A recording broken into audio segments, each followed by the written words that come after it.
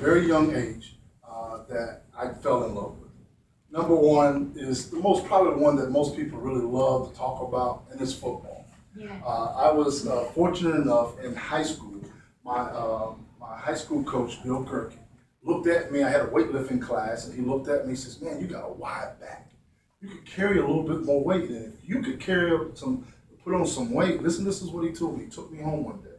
He says, "If you could carry some weight and get your grades right," he said, "you can go to college and get a good job and get your mom out of the project."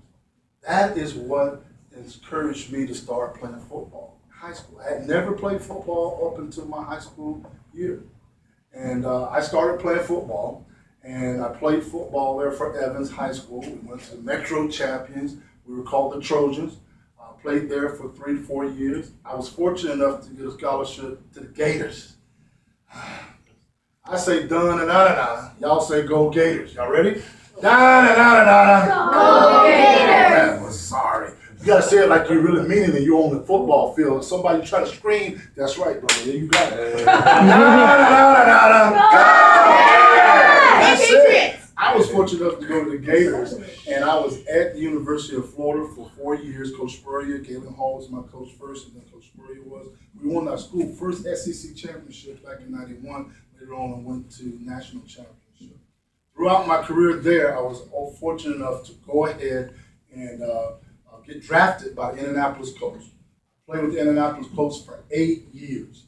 And then I was traded to Arizona Cardinals. I went to Arizona, got to see all the mountains and the rattlesnakes and all that stuff, and the hot heat, hotter here than even Florida, imagine, believe it or not. And I was in Arizona for 2 years, and I played there. One day in practice, I was running around. There was this rookie that didn't know what he was doing and fell into my knee snapped, and it ended my professional career. Luckily for me, while I was in the NFL, fortunate for me, while I was in the NFL, I found something else that I love. I love real estate. I love buying, selling homes. So I'm an entrepreneur. I'm a businessman. My wife, she's back there in the corner there, Miss Jody McCoy. Some 24 years. We have 3 kids, and she was a part of my third love. Her and I met together, and we both got introduced to the Lord. And that's where I became saved. There's a scripture in 1 John that says, God is speaking to me. He says, "I am the light of the world." How many of y'all ever tried to grow a plant? Or ever seen plants grow? Raise your hand. Number one thing that plant needs is what? Light. If it doesn't have light, it dies. When I was a little kid, we took our fingers and we put it in a milk carton and put a seed there and water it. And the teacher instructed us to put our plant in the window. As long as that plant stayed in the window, each one of them, some grew faster than others, but all of them grew because they had the source of the light. If she also did a study where she took it and put it out of the light, and it did not grow. So as a pastor of Hope International Church, we're located in Groveland, Florida, Clermont area, Groveland, Florida. We're a multicultural church. That means it looks a little bit like heaven. How many of my Hispanic people are in here? Raise your hand. Raise your hand high. How many are African Americans? Raise your hand high. Raise your hand. How many of our Caucasians in here? Raise your hand high. That's you. That's you. Raise your hand high. Right? So I need you to understand that our church is a little bit just like the school. Just like the school. We have African American, Hispanic, Caucasian. We're multi-Asian, Chinese, and I'm really proud about that.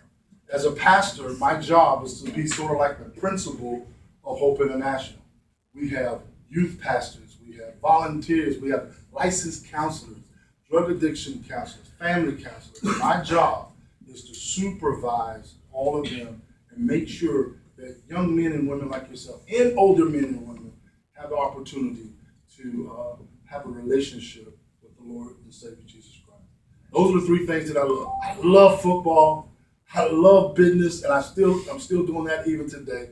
Building, selling, buying, real estate. That's just what I love to do. Even when I don't do well at it, I still love that I'm a part of it. And then I love being a child of God. Like the rapper said, he said sometimes you just pray, Lordy, Lordy, Lordy, whatever. I like that. And we do that a lot. Amen. So I thank you for your time. I got my good friend Matt. He's going to come and share with you. And while he's sharing with you, our secretary of our church, a young lady, Miss Aisha, she's going to pass out some cards to you. And I thought that you might enjoy a little bit of my career in football. Thank you for having me. Absolutely.